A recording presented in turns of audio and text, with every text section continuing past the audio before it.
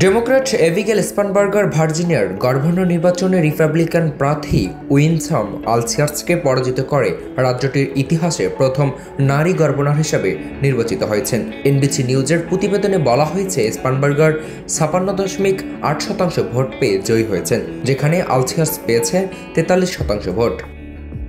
৪৭ বছর বয়সী সাবেক কংগ্রেসম্যান স্পানবার্গার প্রচারণায় অর্থনীতি, জননিরাপত্তা ও নারীর গর্ভপাতের অধিকারকে অগ্রাধিকার দেন।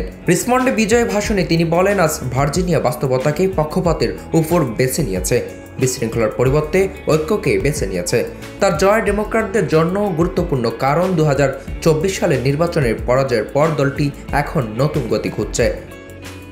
অন্যদিকে আলসিয়ার্স রিপাবলিকান গভর্নর গ্লেন ইয়ংকিনের প্রশাসনের ধারাবাহিকতা বজায় রাখার প্রতিশ্রুতি দিলেও প্রচারণায় একক বার্তা দিতে ব্যর্থ হন। তিনি প্রায় ডোনাল্ড ট্রাম্পের প্রশংসা করলেও আনুষ্ঠানিকভাবে ট্রাম্পের সমর্থন পাননি। ভার্জিনিয়ার একই দিনে ডেমোক্র্যাট প্রার্থী জে জোন্স অ্যাটর্নি জেনারেল এবং ঘাজালা হাশমি লেফটেন্যান্ট গভর্নর নির্বাচিত হওয়ার রাজ্য দলটি ব্যাপক জয় পেয়েছে। গত ১২টি গভর্নর নির্বাচনের মধ্যে ১১ বার ভার্জিনিয়ার ভোটাররা হোয়াইট হাউসের বিপরীতে দলের প্রার্থীকে বেছে নিয়েছে। এবারও সেই ধারা বজায় রইল।